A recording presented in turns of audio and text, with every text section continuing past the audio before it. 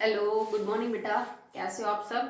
उम्मीद है बढ़िया होंगे। ठीक है, तो लास्ट वीडियो के अंदर हमने अपना जो पी ब्लॉक वाला चैप्टर था, काफी लंबा था, उसको खत्म किया है। ठीक है, तो after that we are starting the next chapter that is 8th and it is D block elements. ठीक है, तो इनऑर्गेनिक केमिस्ट्री के अंदर बेटा पीरियोडिक टेबल बड़ी इंपॉर्टेंट होती है। ठीक है, और आपको पता है कि आपने 10th क्लास में भी आपका जो पूरा 5th चैप्टर था वो सारा पीरियोडिक टेबल को डेडिकेटेड था। फिर 11th में हमारे दो चैप्टर थे that is completely with the periodic table, S block element and P block element. 11th में हमने 13 और 14 ग्रुप पढ़ा। अब हमने उसको 12th में हमने 15, 16, 17 और 18वां जो ग्रुप है वो कंप्लीट किया है। तो पी और एस ब्लॉक ऑलरेडी आपका जो कंप्लीट है वो हो चुका है।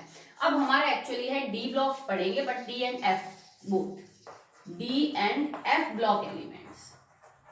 ठीक है, एफ के थोड़े कम ही है और ज्यादा प्रॉपर्टीज मेंशन भी नहीं होती उनकी। ठीक है, तो अब बचा हुआ जो पोर्शन है पीरियोडिक टेबल में एस और पी ब्लॉक के कंप्लीट होने के बाद वो डी और एफ ब्लॉक एलिमेंट्स आपके बचते हैं। ओके, तो अभी हमें उन्हें ही पढ़ना है, कौन कौन से एलिमेंट है, वही सेम प्रॉपर्टीज, ग्रुप में कैसे वेरी करेंगे, पीरियड में कैसे वेरी करेंगे एंड ऑल दैट। ओके, तो डी और एफ में भी हम सेपरेटली पढ़ेंगे, पहले डी को पढ़ेंगे फिर एफ को पढ़ेंगे। डी बहुत इंपॉर्टेंट है, एफ में बहुत कम प्रॉपर्टीज हैं क्योंकि ज्यादातर तो रेडियो एक्टिव है। एफ ब्लॉक एलिमेंट्स 28 तो सारे ही हैं, उनमें भी रेडियो एक्टिव मिलेंगी, तो कम पढ़ा गया है उनके बारे में। तो उनके बारे में तो हार्डली 3, 4, 5 पेजेस है, ज्यादा नहीं है। तो मेन टॉपिक जो आपका इस चैप्टर का है that is D block elements. Important है, बहुत क्वेश्चन बनते हैं इसके ऊपर। ओके, तो चलिए स्टार्ट करते हैं।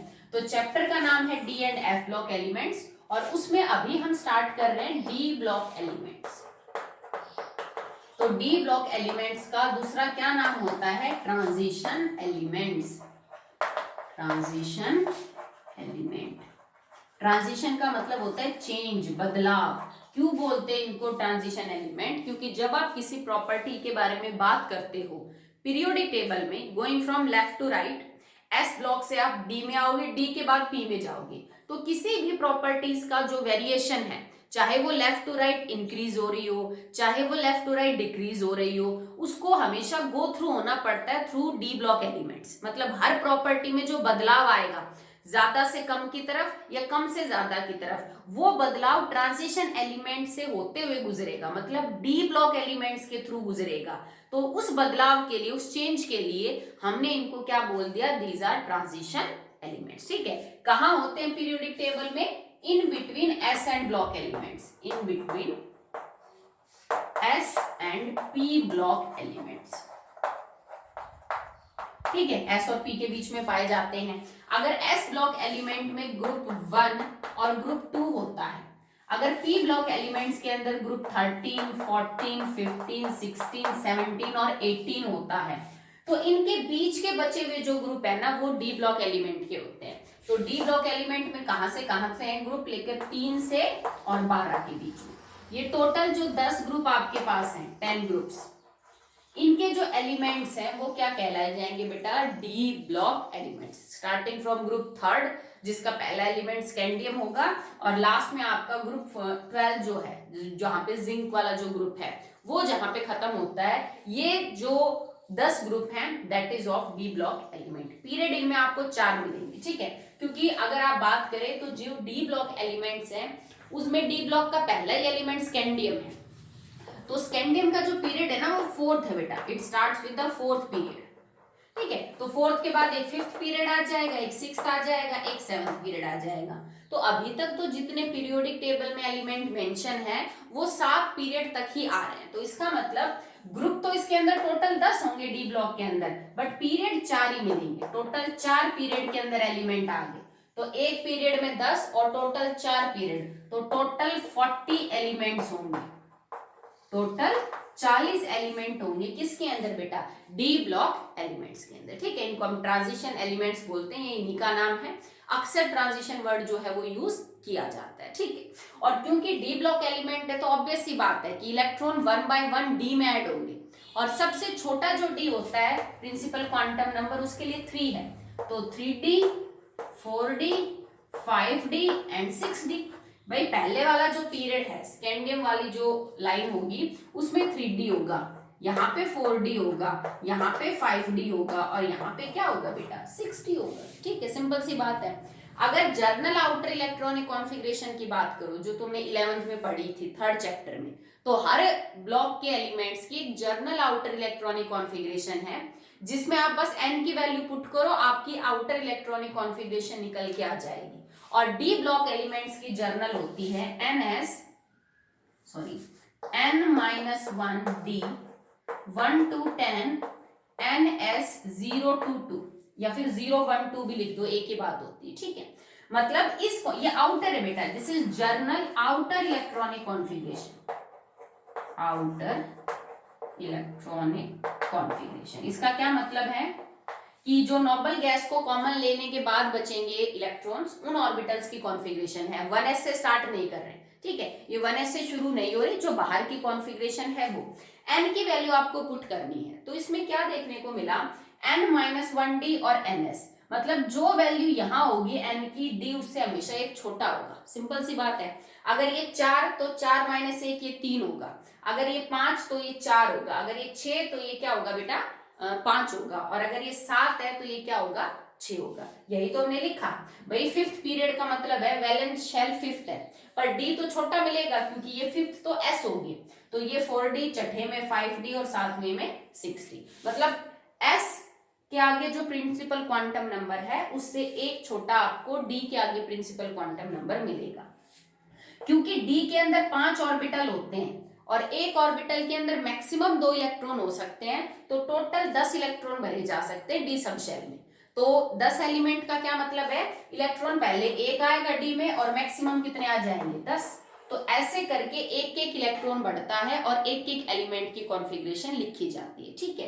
तो ये तो समझ में आया भाई, डी में या तो एक इलेक्ट्रॉन हो सकता है या 10 हो सकते हैं, बस, ठीक है। आगे देखो ns 0 to 2, मतलब ns में या तो 0 इलेक्ट्रॉन मिलेगा या 1 मिलेगा या 2 मिलेगा, ठीक है। अब जो डी ब्लॉक एलिमेंट है ना बेटा, वो s और p से थोड़ा अलग है कुछ चीजों में। किन चीजों में, तो पहली तो चीज यही निकल के आ रही है, in the valence shells, p और s के अंदर जो वैलेंस इलेक्ट्रॉन थे ना बेटा, वो एक ही शेल के अंदर मौजूद थे, ठीक है। जैसे अगर मैं s ब्लॉक एलिमेंट की जर्नल आउटर कॉन्फ़िगरेशन लिखूं तो ns1 to 2, p की लिखूं तो ns2 np1 to 6, ठीक है। इनके अंदर जो वैलेंस शेल है ना, उसकी जो प्रिंसिपल क्वांटम नंबर वो एक ही है। जैसे मान लो ये मैंने ले लिया 3, तो 3s1 to 2 हो जाएगा। इसमें मान लो 3 ले लूं तो 3s2 और 3p1 to 6, कुछ इस तरह से, ठीक है। इसका मतलब यहाँ पे जितनी भी आउटर इलेक्ट्रॉनिक कॉन्फ़िगरेशन में ऑर्बिटल यूज हो रहे हैं, उन सब का प्रिंसिपल क्वांटम नंबर सेम है। मतलब इसके अंदर थर्ड जो शेल है वो वैलेंस शेल है, यहाँ पे भी थर्ड वैलेंस शेल है, सेकंड वैलेंस हो सकती है, फर्स्ट हो सकती है, फोर्थ फिफ्थ कुछ भी हो सकती है, पर एक ही शेल है जो वैलेंस है। समझ रहे हो आप बात, ठीक है। अगर मैं डी ब्लॉक की देखूं तो जैसे डी ब्लॉक में मैं n की वैल्यू पुट कर देती हूँ, n-1d 1 to 10 ns 0 to 2। चलिए n की वैल्यू मैंने यहाँ पे 4 पुट कर दी, क्योंकि 3 मैं कर नहीं सकती इधर, क्योंकि 2d फिर होता नहीं। तो ये क्या हो गया, n-1 3d 1 to 10 और 4s 0 to 2। इसका मतलब यहाँ इलेक्ट्रॉन 4s में भी है और 3d में भी है। यहाँ दो शेल है जो वैलेंस है, एक नहीं 2 शेल वैलेंस है। अब इनके क्वांटम नंबर सेम नहीं है बेटा प्रिंसिपल, तो ये एक शेल तो हो ही नहीं सकती। अरेंजमेंट क्या है कि भाई अगर ये न्यूक्लियस है तो ये मान लीजिए बाकी शेल्स के बाद ये 3d है और ये 4s है। 4s के अंदर तो इलेक्ट्रॉन है ही है, प्लस 3d में एक के बाद एक एंटर हो रहे। अगर तुम 3d और 4s के अंदर चेक करो तो जो एनर्जी है ना बेटा, वो बॉरबेरी रूल नहीं पढ़ा था हमने 3d और 4s। भाई लगता तो तुम्हें ये है कि 4s जो है उसके अंदर नंबर 4 बड़ा है, फोर्थ शेल है, इसकी एनर्जी ज्यादा होनी चाहिए। पर जब मैं n+l रूल यूज करूंगी, बॉरबेरी रूल, तो देखो 4s के लिए n+l क्या है, 4 प्लस में 0 दैट इज 4, जबकि 3d के लिए क्या हो जाएगा, 3 प्लस में 2 दैट इज 5। दो यहाँ पे बेटा वो क्वांटम नंबर है आपका, एंगुलर क्वांटम नंबर, ठीक है। तो यहाँ पे 5 वैल्यू बड़ी है, इसका मतलब 3d की एनर्जी ज्यादा है और 4s की एनर्जी कम है। सिंपल सी बात है, ये आप पढ़ चुके हो। तो इलेक्ट्रॉन पहले 4s में एंटर करेंगे, तो 4s तो वैलेंस शेल है ही, ठीक है, और फिर d में एक एक बाद एंटर करेंगे। यहाँ 2 वैलेंस शेल किस हिसाब से बनी, क्योंकि जो इलेक्ट्रॉन है ओके सो जो 4s आपका सब शेल है वो बाहर की तरफ है, then it is valence shell. समझ रहे हो आप? भाई सबसे बाहर की तरफ तो 4s है, तो ये तो वैलेंस है ही, पर इलेक्ट्रॉन किस में एंटर हो रहे हैं 1 by 1 3D में, तो भाई वैलेंस शेल ये हुई, क्योंकि पहले ए इसमें एक आया फिर दूसरा, मतलब इलेक्ट्रॉन्स तो ऐड इस शेल में हो रहे हैं कॉन्जिक्यूटिव मैनर में, then it is a valence shell. चप्पर की बाहर की तरफ तो 4s है, तो ये भी वैलेंस शेल है। तो डी ऑर्बिटल s और p से इस मायने में अलग होता है, ठीक है। डी जो ब्लॉक एलिमेंट्स होते हैं इनमें दो वैलेंस शेल होती है, 4s बाहर की तरफ है, ये वैलेंस शेल है। ज्यादातर केस में 4s पूरी भरी हुई होती है, क्योंकि भाई अफबो प्रिंसिपल क्या कहता है, जब 4s पूरा भर जाएगा तभी तो 3D के अंदर इलेक्ट्रॉन ऐड होंगे। पर मैंने यहाँ पे 4s2 नहीं लिखा, क्यों नहीं लिखा? लिखना चाहिए था ना मैडम, s में 2 पूरे भरे होंगे तभी तो जाके d में एंटर होंगे, जैसे s के 2 पूरे भरे होंगे तभी तो p में 1 by 1 एंटर होंगे। बेटा होता है अक्सर ऐसा, पर कुछ एक केस में एक्सेप्शनल कॉन्फ़िगरेशन है जिनकी वजह से मुझे 0 से 2 लिखना पड़ा, क्योंकि तुम्हें याद होगा कॉपर और क्रोमियम का केस, मैं अभी नहीं करवा रही हूँ, आगे उसको करवा देंगे। कॉपर और क्रोमियम में 4s1 होता है ना, वो एग्जैक्टली हाफ फील्ड और फुल्ली फील्ड के लिए, तो बताओ मैं सीधा 2 कैसे लिख दूं, क्योंकि उसमें तो 4s1 है। एक एलिमेंट है, सारे डी ब्लॉक एलिमेंट्स में एक एलिमेंट है दैट इज पीडी, पैलेडियम।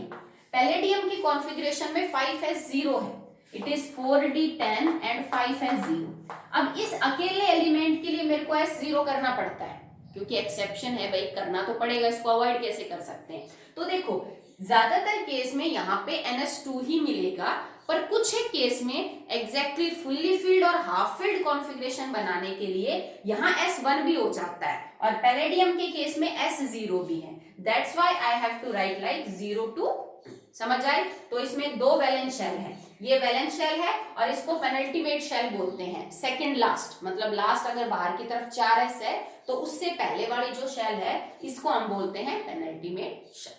आपको बात समझ में आई? ठीक है, बहुत इंपॉर्टेंट टॉपिक है, इसमें बहुत सारे ऐसे एलिमेंट हैं जिनको आप बहुत ज्यादा यूज करते हो, जैसे आयरन है, कॉपर है, जिंक है, क्रोमियम है, मैग्नीज है, ठीक है। ये कितने इंपॉर्टेंट एलिमेंट है, मतलब जो हैवी मेटल्स है ना, गोल्ड है, सिल्वर है, मरकरी है, प्लेटिनियम है, ठीक है, कितने इंपॉर्टेंट मेटल्स हैं जिनको आप यूज करते हो, वो सब क्या होते हैं बेटा? डी ब्लॉक एलिमेंट्स होते हैं। ओके, तो चलिए अब बात करते हैं डी ब्लॉक एलिमेंट्स कौन कौन से हैं, उनकी कॉन्फ़िगरेशन एंड ऑल दैट।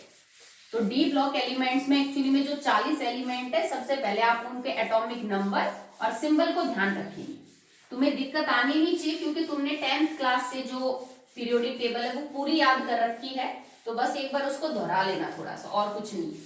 अब वो आपको काम आएगी यहाँ पे, क्योंकि जब तुम्हें प्रॉपर्टीज में कंपैरिजन करना पड़ेगा डी ब्लॉक एलिमेंट्स की, तो अगर आप ये आइडेंटिफाई नहीं कर पाए ना कि ये एलिमेंट किस ग्रुप और किस पीरियड का है, इसके ऊपर कौन सा एलिमेंट है, नीचे साइड में कौन सा है, तो प्रॉपर्टीज को एक्सप्लेन करने में आपको दिक्कत आएगी। ओके, तो चलिए डी ब्लॉक एलिमेंट्स जो होते हैं बेटा वो 4 सीरीज के अंदर होते हैं, इन 4 सीरीज। 4 सीरीज कुछ नहीं, 4 पीरियड है, ठीक है। जैसे डी ब्लॉक एलिमेंट्स को यूजुअली मैं ग्रुप में स्टडी नहीं करती, हम पीरियड्स में स्टडी करते हैं। जैसे अक्सर पी और एस को तो मैंने स्टडी किया in the groups, properties group में स्टडी करी, जबकि डी ब्लॉक एलिमेंट्स की प्रॉपर्टीज पीरियड में पढ़ी जाती है। तो चौथा, पांचवा, छठा और सातवां पीरियड होगा डी ब्लॉक एलिमेंट्स के। जो चौथा पीरियड है उसके अंदर कौन से डी ऑर्बिटल है? 3D, ठीक है। तो ये जो 4 सीरीज है ना, ये कौन कौन सी हैं? 3D, sorry 4D, 5D and 6D series. तो ये जो 4 सीरीज है ना, इनका हमने कैसे नाम दिया है? 3D, 4D, 5D, 6D series. मतलब इसमें इलेक्ट्रॉन 3D में एंटर होंगे सीरीज के सारे एलिमेंट्स के, इसमें 4D, इसमें 5D और इसमें 6D, ठीक है। कई बार इनको हम ये भी बोल देते हैं first transition series, second transition series, third transition series and fourth transition series, ठीक है। पहली, दूसरी, तीसरी, चौथी ट्रांजिशन सीरीज। अगर मैं पीरियड की बात करूं तो इसका पीरियड 4th है, इसका पीरियड 5th है, इसका पीरियड 6th है, इसका पीरियड 7th है। आगे एलिमेंट्स आपके पास 10 है, ठीक है। तो अब हम ग्रुप लिख लेते हैं। ग्रुप यहाँ पे होगा 3, 4, 5, 6, 7, 8, 9, 10, 11, 12, ये आपके ग्रुप नंबर है। टोटल 10 हो गए ना, देखो 1 2 3 4 5 6 7 8 9 10, ठीक है। अब इन 10 में आपको एलिमेंट्स भरने हैं, सिंपल है बहुत। देखो चलिए स्टार्ट करते हैं with 3D। Scandium, titanium, vanadium, chromium, manganese,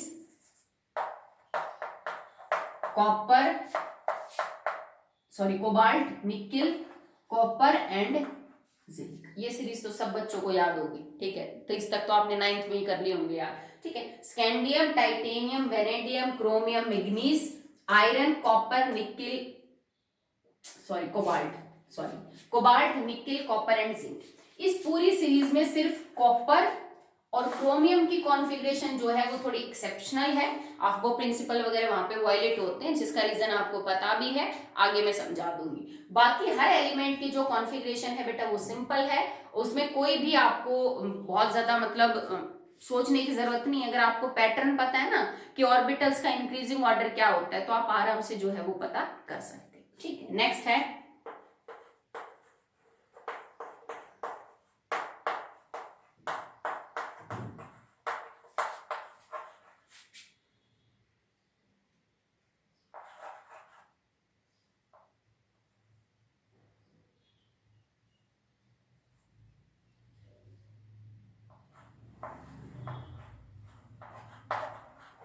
ठीक है। So this is your second transition series, ठीक है। कौन कौन से एलिमेंट है? It is yttrium, zirconium, niobium, molybdenum, technetium, that is ruthenium, rhodium, palladium, silver and cadmium, ठीक है। तो ये 10 एलिमेंट है, ये भी आई होप आपको सीरीज याद होगी क्योंकि आप कर चुके हो, ठीक है। अगर आप इनमें एटॉमिक नंबर के बारे में बात करना चाहते हो, जिसकी जरूरत आपको कुछ जगह पे पड़ सकती है, तो सिंपल है। कैसे है देखो बेटा, 21 से लेके लगातार एटॉमिक नंबर मिलेंगे, 21, 22, 23, 24, 25, 26, 27, 28, 29, 30, ठीक है। अब 30 के बाद 6 एलिमेंट आ जाएंगे पी ब्लॉक के, 36 के बाद 2 आ जाएंगे किसके, उसके एस के, 37 और 38। तो यहाँ पे एटॉमिक नंबर स्टार्ट हो जाएगा फ्रॉम 39। तो 39 से किस पे चलेगा देखो, 39, 40, 41, 42, 43, 44, 45, 46, 47 और ये एंड हो जाएगा 48। तो ये नंबर स्टार्ट होगा 21 से लेके 30 तक, ये 10 एलिमेंट है आपके पास। ये आपका 39 से चलेगा किसके ऊपर, 48 के ऊपर। एटॉमिक नंबर कई बार काम आ जाते हैं कुछ चीजों को, कुछ क्वेश्चंस को एक्सप्लेन करने के अंदर, दैट्स फाइन, ठीक है। अगला है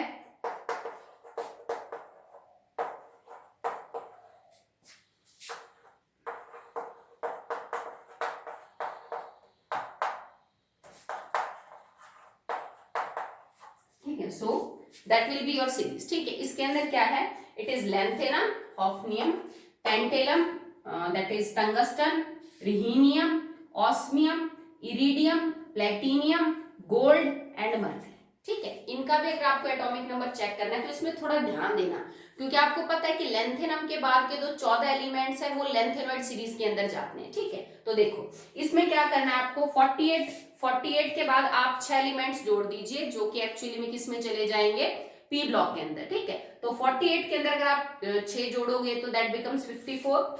यहाँ 2 एस के जोड़ लीजिए, 55 एंड 56, तो लेंथेनम का एटॉमिक नंबर हो जाएगा 57। अब 57 के बाद बेटा जो 14 एलिमेंट है ना, 58 से लेके 14 एलिमेंट वो आप बाहर निकाल दो, वो लेंथेनॉइड के। सो 58 से और 71 तक जो आपके एलिमेंट्स रहेंगे दैट इज लेंथेनॉइड एलिमेंट, उनको आप बाहर निकाल दीजिए। तो सीधा 71 के बाद ये क्या आ जाएगा, 72, 73, 74, 75, 76, 77, 78, 79 एंड इट इज 80। तो मरकरी का जो एटॉमिक नंबर रहेगा वो कितना रहेगा बेटा, 80। ये चीज ध्यान देने वाली है कि बीच में से 14 एलिमेंट हमने लेंथेनॉइड के हटाए हैं, क्योंकि अगर आप वो 14 एलिमेंट्स आगे रख देते तो इन ग्रुप्स की जो पीरियोडिसिटी है प्रॉपर्टीज की वो मैच नहीं होती, क्योंकि फिर प्लेटिनियम जो है वो पीडी के नीचे नहीं आता, कैडमियम मरकरी के नीचे नहीं आता, फिर इनकी प्रॉपर्टीज ग्रुप के अंदर जो है वो मैच नहीं होती। ओके चलिए लास्ट है, अगर हम बात करें अबाउट 6D सीरीज, तो it starts with the actinium, ठीक है। तो एक्टिनियम जो है बेटा उसका एटॉमिक नंबर मिलेगा आपको 89। कैसे मिलेगा देखो, 80 में आपने आगे 6 जोड़े, 86, 87, 88, तो ये हो गया आपका दैट इज 89। अब जैसे लेंथेनॉइड में 14 एलिमेंट्स गए हैं लेंथेनॉइड सीरीज के लिए, तो यहां भी बेटा 14 एलिमेंट्स जाएंगे एक्टेनॉइड सीरीज के लिए। तो एक्टेनॉइड के केस में स्टार्टिंग फ्रॉम 90 थोरियम से लेके और लॉरेंशियम आपके पास 90 से लेके और 103 तक जो आपके पास एलिमेंट्स हैं वो चले जाएंगे एक्टिनॉइड सीरीज के अंदर, ठीक है। और यहां से फिर आप आगे शुरू करोगे, that is for 104।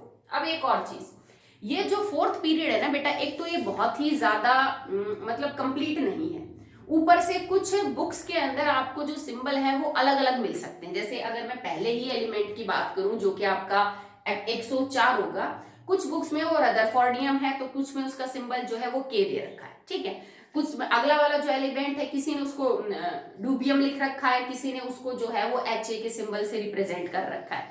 It might get confusing, ठीक है। तो जो मैं आपको करवा रही हूँ आप वही याद कर लीजिएगा, मैं वही बता रही हूँ जो आपने 10th से याद कर रखा है, ताकि अब आपको दिक्कत ना आए कि पहले अलग किया था अब अलग किया था। वैसे अलग अलग राइटर्स में अलग अलग सिंबल जो है वो हो सकते हैं, ठीक है। तो हम वो लिखेंगे जो आपने ऑलरेडी।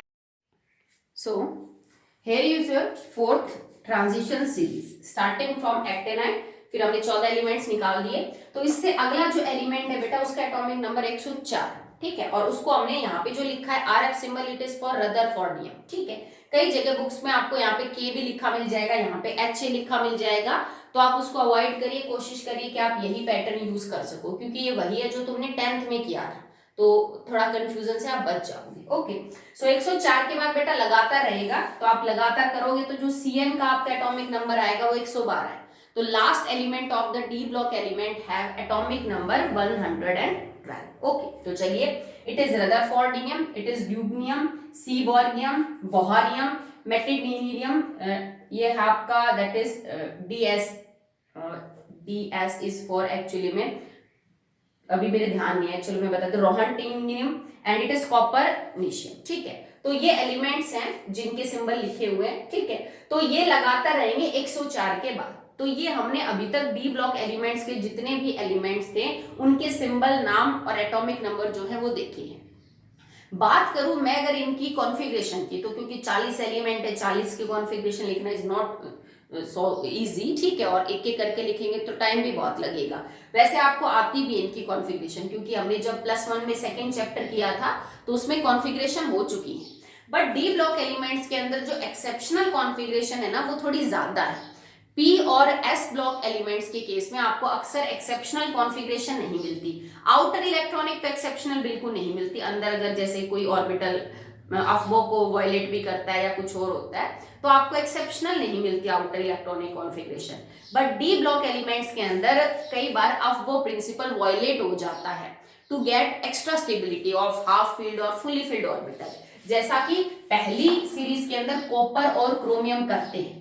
ये 1s 4s के अंदर एक इलेक्ट्रॉन रखते हैं ना बेटा, और अपने D को एग्जैक्टली फुल्ली फील्ड और हाफ फील्ड कर लेते हैं, जबकि वो तो गलत है। जब तक 4s के अंदर 2 इलेक्ट्रॉन नहीं आते 3D में इलेक्ट्रॉन नहीं जाने चाहिए, ठीक है। उस रूल कहते हैं ना, पहले सिंगल बनेंगे फिर उसके बाद जो है वो आप पेयरिंग स्टार्ट करेंगे, तो ये रूल वायलेट होता है। पर एक्स्ट्रा स्टेबिलिटी के चक्कर में ये जो रूल है वो ऐसे आपका हो जाता है। तो इसमें एक्सेप्शनल कॉन्फ़िगरेशन आपको थोड़ी ज्यादा देखने को मिलेंगी।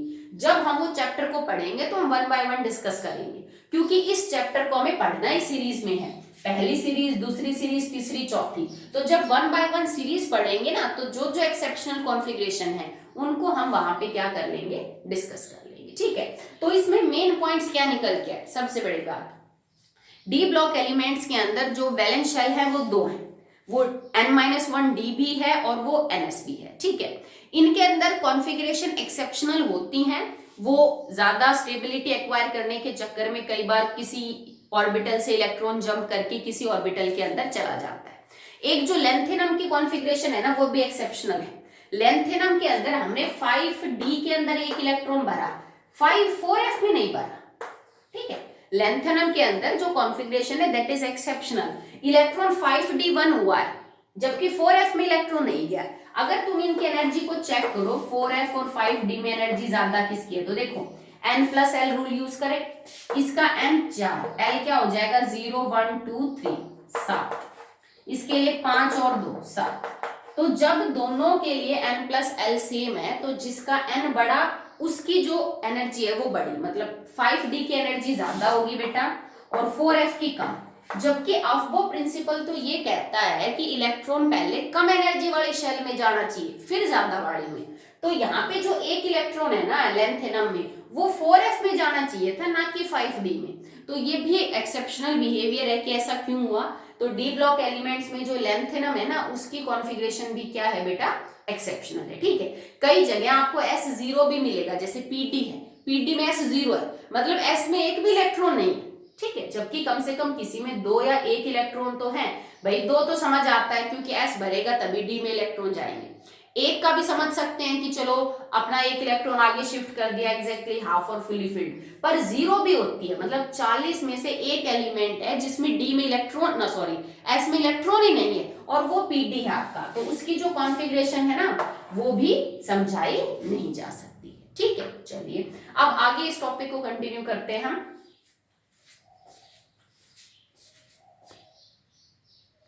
Next topic is exceptional configuration of copper and chromium. हम फर्स्ट डी जो सीरीज आपकी 3D, उसमें 2 एलिमेंट है जिनकी एक्सेप्शनल है। अब आपको 4D 5D में भी ऐसे एलिमेंट्स मिल जाएंगे, उनका रीजन भी बेटा सेम होगा। तो हम क्रोमियम और कॉपर का केस लेके इस चीज को समझा रहे हैं कि अगर कोई रूल वायलेट होता है इलेक्ट्रॉनिक कॉन्फ़िगरेशन में, जैसे पॉलीज एक्सक्लूजन या फिर हुंड्स रूल या फिर अफबो प्रिंसिपल, तो उसका जरूर कहीं ना कहीं कोई रीजन होना चाहिए। तो स्टार्ट करते हैं with the chromium.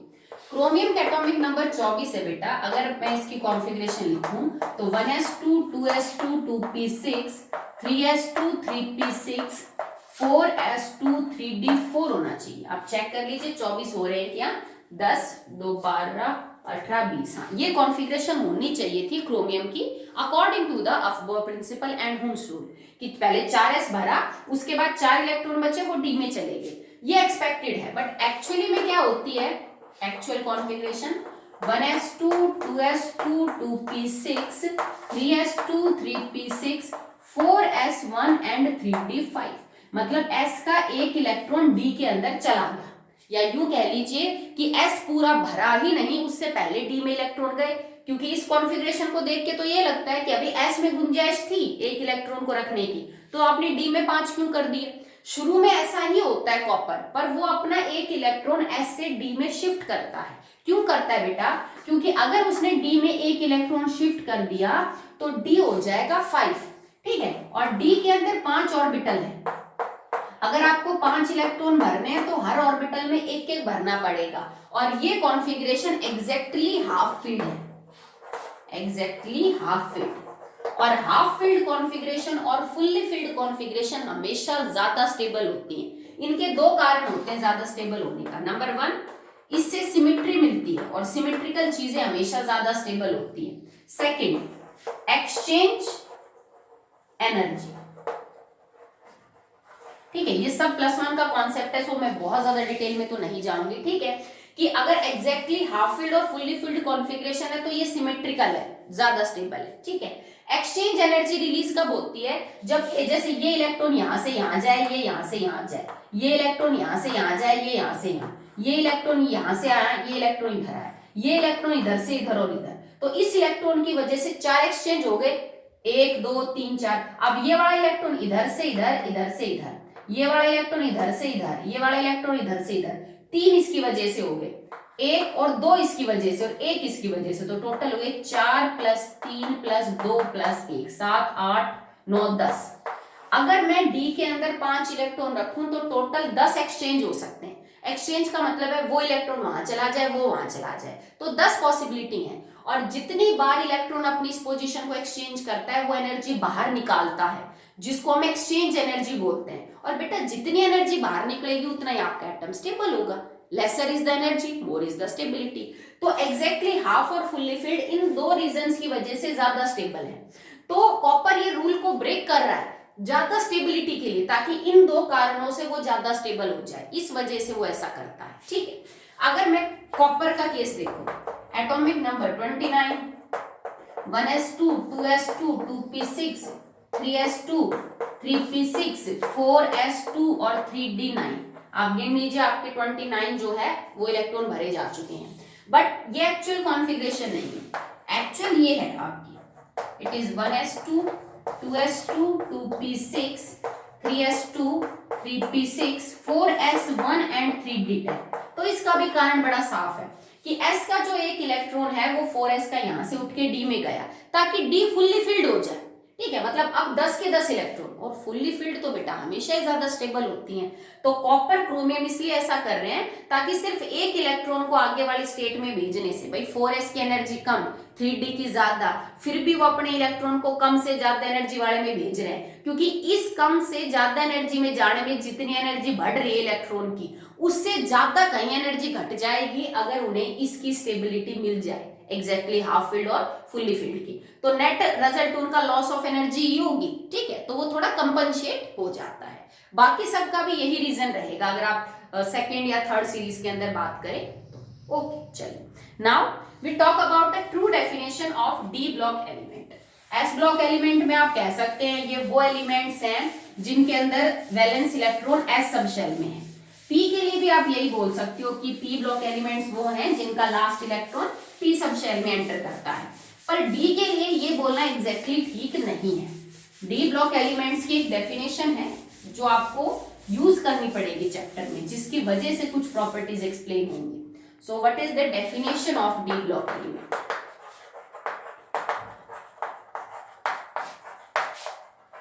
According to this definition, a true D block element is that element which in its elemental state or its most stable oxidation state possesses, ठीक है, partially filled डी ऑर्बिटल। ये सही definition है किसी भी D block element की। क्या कहता है कि वो एलिमेंट जो या तो अपने एलिमेंटल स्टेट में, मतलब जैसे वो पाया जाता है, या उसकी अगर कोई स्टेबल ऑक्सीडेशन स्टेट है, जैसे मान लो डी ब्लॉक एलिमेंट में अक्सर कई सारी ऑक्सीडेशन स्टेट होती हैं, तो उनमें से उस एलिमेंट की जो सबसे स्टेबल है, या तो वो अपने एलिमेंटल स्टेट में जैसा वो नेचर में है, या उसकी जो स्टेबल ऑक्सीडेशन स्टेट है उसमें, दोनों में से किसी एक में कम से कम पार्शियली फील्ड डी ऑर्बिटल होना चाहिए। पार्शियली का मतलब है पूरा भरा हुआ नहीं होना चाहिए। तो पूरा भरा हुआ नहीं का मतलब D1 से लेके 9 तक हो सकता है, बट D10 या D0 नहीं हो सकता, क्योंकि D0 का मतलब तो खाली है और D10 का मतलब तो पूरा भर गया। तो हमने लिखा पार्शियली कि वो एलिमेंट डी ब्लॉक एलिमेंट होता है, ट्रू डी ब्लॉक एलिमेंट, जो या तो अपने एलिमेंटल स्टेट में या अपने सबसे स्टेबल ऑक्सीडेशन स्टेट में, दोनों में भी हो सकता है, या दोनों में से कम किसी एक में, तो डी ऑर्बिटल अधूरा भरा हुआ रखता हो, 1 से लेके 9 तक इलेक्ट्रॉन रखता हो, ना 0 रखता हो और ना ही 10 रखता हो, वो ट्रू डी ब्लॉक एलिमेंट है। जैसे अगर मैं बात करूं कॉपर की, तो कॉपर की कॉन्फ़िगरेशन आउटर क्या है, 4s1 और 3d10। कई बार क्या करते हैं ना कि 3d10 को अंदर लिख देते हैं, 4s को बाहर लिख देते हैं, तो वो ठीक है। मैंने इसलिए लिखा क्योंकि इसकी एनर्जी कम और इसकी एनर्जी ज्यादा है, बढ़ते हुए एनर्जी के हिसाब से। उन्होंने इसको क्यों लिखा, क्योंकि 3 वाले अंदर की तरफ और 4 वाले बाहर की तरफ, कोई फर्क नहीं पड़ता। ठीक है, तो अगर आप इस कॉन्फ़िगरेशन को देखें तो इसमें डी में 10 है, तो इस हिसाब से तो कॉपर डी ब्लॉक एलिमेंट नहीं है ना। पर एक बात याद रखो, कॉपर की जो स्टेबल ऑक्सीडेशन स्टेट है ना वो +2 है। एलिमेंटल स्टेट के हिसाब से तो कॉपर डी ब्लॉक एलिमेंट नहीं लग रहा, पर इसकी स्टेबल ऑक्सीडेशन स्टेट +2 है, और +2 का मतलब है पहला इलेक्ट्रॉन 1 4s से जाएगा तो दूसरा इलेक्ट्रॉन तो d से ही जाएगा। तो कॉपर 2 पॉजिटिव की कॉन्फ़िगरेशन होगी 3d9। अब ये हो गया ना आधा भरा, सॉरी मतलब इनकम्प्लीट डी ऑर्बिटल, अब ये डी ब्लॉक एलिमेंट है। तो ये नहीं कि सिर्फ एलिमेंटल स्टेट पे जाओ, हो सकता है अपने ऑक्सीडेशन स्टेट के अंदर वो पार्शियली फिल्ड डी ऑर्बिटल रख रहा हो। जैसे स्कैंडियम है, कॉन्फ़िगरेशन क्या है, इट इज 4s2 3d1। भाई d1 है, पार्शियली फिल्ड डी ऑर्बिटल है, ये ट्रू डी ब्लॉक एलिमेंट है। बट अगर मैं जिंक की बात करूं तो जिंक है 4s2 3d10। भाई एलिमेंटल स्टेट में तो डी भरा हुआ है, डी ब्लॉक एलिमेंट नहीं है। चलो हम इसकी स्टेबल ऑक्सीडेशन स्टेट देखते हैं। तो जिंक की तो बेटा स्टेबल ऑक्सीडेशन स्टेट +2 ही होती है, और 2 इलेक्ट्रॉन तो ऐसे ही निकलेंगे। उसके बाद भी ये 3d10 है, तो इसका मतलब जिंक एक ट्रू डी ब्लॉक एलिमेंट नहीं है। वो है तो सही, जैसे हाइड्रोजन रखा तो है एल्कली मेटल्स में, ठीक है, बट मैच नहीं करता बहुत सारी प्रॉपर्टीज को। तो सेम है, जिंक जो है वो है तो सही डी ब्लॉक एलिमेंट में, पर बहुत सारी प्रॉपर्टीज में जिंक बाकी एलिमेंट्स को मैच नहीं करता।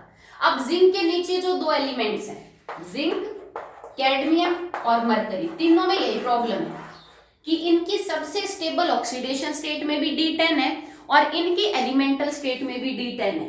तो बाकी बचे हुए 40 डी ब्लॉक एलिमेंट्स में से, सॉरी टोटल 40 में से ये 3 एलिमेंट्स ऐसे हैं जो सही मायने में डी ब्लॉक एलिमेंट नहीं है और कुछ प्रॉपर्टीज में मैच नहीं करेंगे, काफी प्रॉपर्टीज में एक्चुअली में, ठीक है। इनका कारण क्या है, क्योंकि ना तो अपनी एलिमेंटल स्टेट में और ना ही अपने सबसे स्टेबल ऑक्सीडेशन स्टेट में they will have partially filled d orbital because they have completely filled d orbital। इन सब में d10 है और सबकी स्टेबल कॉन्फ़िगरेशन जो ऑक्सीडेशन स्टेट है वो 2 है, तो 2 इलेक्ट्रॉन s से ही निकलेंगे, फिर भी d क्या रहेगा 10। तो इनका एक्सेप्शनल बिहेवियर मिलेगा आपको कई केस में। उसका कारण है कि इनकी कॉन्फ़िगरेशन बाकी सबसे क्या है बेटा, अलग है, ठीक है। तो चलिए अगला टॉपिक देखिए।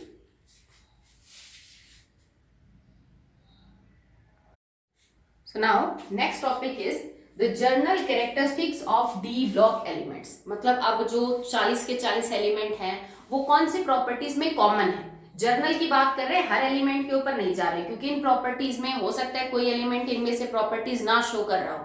सो हम सबके बारे में बात कर रहे हैं ऊपरी तौर पे, ठीक है। तो because all carries metal, D block have all metals. और अगर मैं सिर्फ मरकरी को छोड़ दूं जो कि लिक्विड है, ठीक है, बाकी सब सॉलिड है, इनमें वो मेटल के सारे गुण मिलेंगे। मतलब टिपिकल मेटल यही है जो तुमने एस ब्लॉक में पढ़े, वो मेटल थे सोडियम पोटेशियम, पर वो सॉफ्ट थे, मेल्टिंग पॉइंट भी कम था। जबकि मेटल्स के केस में हमने पढ़ा they are hard, they are rigid, this and that, तो वो सारे गुण इन मेटल्स के हैं, ये टिपिकल मेटल है, ठीक है, बजाय एस ब्लॉक एलिमेंट्स में जो मेटल है। तो इनमें metallic conductivity, electrical conductivity, thermal conductivity, lustre, ductility, malleability, ये सारी प्रॉपर्टीज जो है आपको देखने को मिलेंगी, ठीक है। ये थोड़ा लिक्विड है, बाकी सबके अंदर जो स्ट्रेंथ है वो अच्छी खासी आपको देखने को मिलेगी।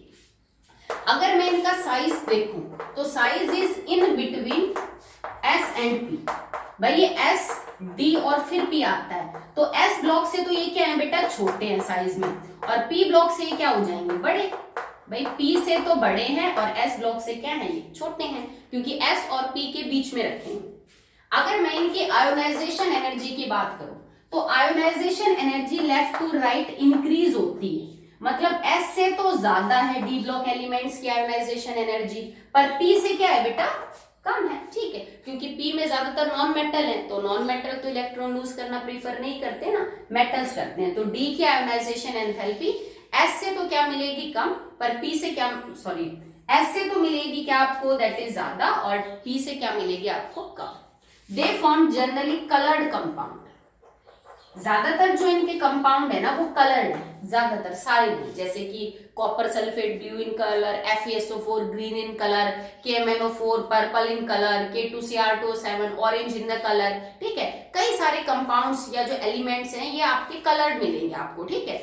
जबकि कुछ एक कलरलेस भी हैं, जैसे ZnSO4 इज कलरलेस, ओके। तो ज्यादातर में रंग देखने को मिलेगा। दीज फॉर्म्स गुड कॉम्प्लेक्स, ये अच्छे कॉम्प्लेक्स बनाते हैं जिनको हम कोऑर्डिनेशन कंपाउंड भी बोलते हैं। ज्यादातर कोऑर्डिनेशन कंपाउंड आपको डी ब्लॉक एलिमेंट्स के ही मिलेंगे, जैसे कॉपर का, जिंक का, ठीक है, आपने पढ़ा भी होगा, जैसे पोटेशियम फेरोसाइनाइड, पोटेशियम फेरिसाइनाइड, ठीक है। ये सब कोऑर्डिनेशन कंपाउंड ज्यादातर डी ब्लॉक एलिमेंट के होते हैं, क्योंकि इनको बनाने के लिए साइज और चार्ज का एक रेशियो होना चाहिए जो डी ब्लॉक एलिमेंट्स में अच्छा खासा होता है, ठीक है।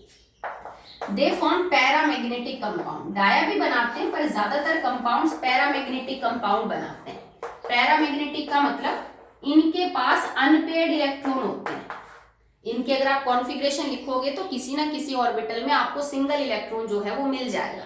सारे ऑर्बिटल भरे हुए भी हो सकते हैं, जैसे जिंक का केस है, उसमें D10 है तो उसमें सारे के सारे इलेक्ट्रॉन भरे हुए मिलेंगे, पर जर्नली आपको मिल जाएंगे, ठीक है। They are very good at alloys formation, ये बहुत अच्छी अलॉयज बनाते हैं, जैसे ब्रास है, ब्रॉन्ज है, उनमें आपको पता है ना कॉपर वगैरह यूज करते हैं, और भी बहुत अलॉय, जैसे स्टेनलेस स्टील है उसमें हम आयरन को यूज करते हैं। तो कई सारी अलॉयज हैं जिनके अंदर आप इनको यूज करते हैं, ठीक है। ये इंटरस्टिशियल कंपाउंड्स भी बहुत अच्छे बनाते हैं। They can form interstitial compound. Interstitial compounds क्या होते हैं बेटा, आपने फर्स्ट चैप्टर पढ़ा ना वॉइड्स, तो वॉइड्स को ही हम बोलते हैं इंटरस्टिशियल साइट्स। तो होता क्या है, मान लो आपके पास कोई मेटल का क्रिस्टल है, क्योंकि मेटल क्रिस्टलाइन फॉर्म में एग्जिस्ट करते हैं, ठीक है। मान लो आपके पास टंगस्टन का कोई क्रिस्टल है, ये सारे टंगस्टन के एटम है, इनके बीच में जो जगह खाली पड़ी है ना, इनमें छोटे एटम्स आ जाते हैं, जैसे मान लो कार्बन इसके बीच में आ गया, तो ये कंपाउंड इंटरस्टिशियल कंपाउंड है। इंटरस्टिशियल सॉल्यूशन बोल दो इसको, कि टंगस्टन के क्रिस्टल में कार्बन क्योंकि साइज में छोटा था तो वो वॉइड में जाके बैठ गया और कंपाउंड क्या बन गया, टंगस्टन कार्बाइड, ठीक है। तो इस टाइप के कंपाउंड भी बना लेते हैं, क्योंकि इनके क्रिस्टल के अंदर जो जगह है ना, वहां पे छोटे छोटे एटम आके सेट हो जाते हैं, जैसे हाइड्रोजन है, बोरोन है, नाइट्रोजन है, कार्बन है, और ये उस टाइप के जो कंपाउंड है वो भी बना लेते हैं। दे आर गुड कैटलिस्ट, ये अच्छे कैटलिस्ट होते हैं। ये जो मैं अभी आपको ब्रीफ कर रही हूँ कि ये कलर है, पैरामैग्नेटिक है, बेटा इनको हमें डिटेल में पढ़ना है, तो मैं अभी डिटेल में नहीं जा रही कि पैरामैग्नेटिक क्यों होते हैं, कलर क्यों होता है, इंटरस्टिशियल कंपाउंड क्यों बनाते हैं, अलॉय अच्छी क्यों बनाते हैं, ये सारी property one by one detail में पढ़नी है। अभी तो जस्ट हम ब्रीफ कर रहे हैं और कुछ, ठीक है। तो अच्छे कैटलिस्ट हैं, हैबर प्रोसेस में आयरन, पोटेशियम क्लोरेट के डिकम्पोजिशन में MnO2, इसके अलावा SO2 को SO3 में कन्वर्ट करने के लिए वेनेडियम पेंटॉक्साइड, ये कुछ 3-4 बताए मैंने। तो इनमें हर जो एलिमेंट है वो डी ब्लॉक का है, वेनेडियम, आयरन, मैग्नीज। तो ये बहुत अच्छे क्या होते हैं बेटा, कैटलिस्ट जो है होते हैं। दे show variable oxidation state. Variable oxidation state का मतलब है कई सारी दिखाते हैं, जैसे S ब्लॉक में 2 ही है, ग्रुप 1+1, ग्रुप 2+2। P ब्लॉक में भी है पर बहुत ज्यादा नहीं है, ठीक है। जैसे कुछ एलिमेंट कर लेते हैं, नाइट्रोजन कर लेता है, सारे एलिमेंट्स उतने नहीं करते, 1-2 करते हैं। डी ब्लॉक के अंदर एक ही एलिमेंट कई सारी ऑक्सीडेशन स्टेट जो है वो शो करता है, 7-7, 8-8 ऑक्सीडेशन स्टेट। जैसे मैं बात करूं, जैसे जिंक है तो उस केस में नहीं मिलेगी, +2 ही है, मरकरी +1+2, कॉपर +1+2, ठीक है। आयरन है +2 भी करता है, +3 भी करता है, इसके अलावा भी ऑक्सीडेशन स्टेट है +6 और +4 भी मिल जाती हैं, ठीक है। तो सब एलिमेंट नहीं, सब के बारे में नहीं, जर्नल बात कर रहे हैं। Generally D block elements oxidation state में वैरायटी शो करते हैं, कई दिखाते हैं, सिर्फ 1 या 2 नहीं, कई नंबर आपको ऑक्सीडेशन स्टेट के जो है वो देखने को मिलेंगे। These are metal and these are highly electropositive. ये मेटल है और इलेक्ट्रोपॉजिटिव है, मतलब मेटेलिक कैरेक्टर है इनमें, और टेंडेंसी टू लूज जो है वो इलेक्ट्रॉन देखने को मिलेगी। आयोनाइजेशन एंथैल्पी इनकी मैंने बना दी, इटमिट होती है, ठीक है। They have high enthalpy of atomization and vaporisation, मतलब हाई एंथैल्पी ऑफ वेपोराइजेशन और एटोमाइजेशन होगी। एंथैल्पी ऑफ एटोमाइजेशन होती है वो एनर्जी जो आप सप्लाई करते हो किसी लेटिस को ताकि वो एटम्स में टूट जाए, तो वो हाई है क्योंकि एटम स्ट्रांगली बाउंडेड है by metallic bonds. Enthalpy of vaporization का मतलब वो आप हीट दे रहे हो किसी को ताकि वो सॉलिड से पहले अपने लिक्विड में कन्वर्ट किया सॉलिड को, फिर लिक्विड से आप उसको वेपर्स में कन्वर्ट कर रहे हो, तो इनकी जो मेल्टिंग पॉइंट है, बॉइलिंग पॉइंट है, एंथैल्पी ऑफ एटोमाइजेशन है, एंथैल्पी ऑफ सब्लिमेशन है, एंथैल्पी ऑफ फ्यूजन है, एंथैल्पी ऑफ एटोमाइजेशन है, ये सब कुछ आपको हाई मिलेगा। मतलब इनको हीट करने में, सॉलिड से लिक्विड बनाने में, लिक्विड से गैस बनाने में, ठीक है, इनका मेल्टिंग और बॉइलिंग पॉइंट आपको बहुत ज्यादा क्या मिलेगा बेटा, हाई मिलेगा, ठीक है। So these are the general characteristic of a D block element. अब आपसे कोई ये पूछे बेटा ये जो कैरेक्टरिस्टिक्स आपने बताई है ना, इन कैरेक्टरिस्टिक्स में जिंक, कैडमियम और मरकरी फिट नहीं होते, क्योंकि ये सारे गुण जिंक, कैडमियम और मरकरी नहीं दिखाते। तो आपसे कारण पूछे तो कारण वही है जो मैंने एक्सप्लेन किया, क्योंकि डी ब्लॉक के अंदर जो जिंक, कैडमियम और मरकरी है, 12वें ग्रुप के एलिमेंट, वो अपनी स्टेबल ऑक्सीडेशन स्टेट में भी और अपनी एलिमेंटल स्टेट में भी पूरा भरा हुआ डी ऑर्बिटल रख रहे हैं। इस वजह से उनकी कई प्रॉपर्टीज अलग है इन सब एलिमेंट्स।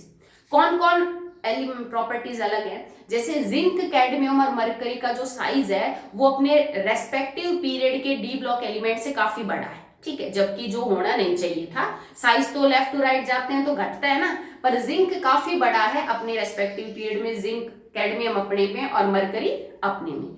ये इतने अच्छे कोऑर्डिनेशन कंपाउंड नहीं बनाते जितने बाकी मेंबर्स बनाते हैं, ठीक है। इनके जो कंपाउंड है वो कलर्ड नहीं होते यूजुअली, क्योंकि जैसे ZnSO4 है, कलर्ड नहीं है, ठीक है। दूसरा, इनके कंपाउंड डायमैग्नेटिक है, बाकी सबके क्या मिलेंगे आपको, पैरामैग्नेटिक। जर्नली बात हो रही है बेटा, ठीक है। वेरिएबल ऑक्सीडेशन स्टेट नहीं, जैसे जिंक तो +2 ही करता है, कैडमियम मरकरी भी बेटा वही 1-2 ही करते हैं, ज्यादा वेरिएशन आपको ऑक्सीडेशन स्टेट में देखने को नहीं मिलेगा, ठीक है। इसके अलावा वही बात है, कलर्ड भी नहीं है, वेरिएबल ऑक्सीडेशन स्टेट भी नहीं है, पैरामैग्नेटिक भी नहीं है, अच्छे कॉम्प्लेक्स भी नहीं बनाते हैं, इनका साइज भी मैच नहीं करता है। तो इन सब प्रॉपर्टीज में जिंक, कैडमियम और मरकरी डी ब्लॉक से अलग है, और उसका कारण है उनकी कॉन्फ़िगरेशन। ओके, तो आज के लिए बस इतना ही। कल से हम ट्रेंड स्टार्ट करेंगे डी ब्लॉक एलिमेंट्स। ओके बेटा।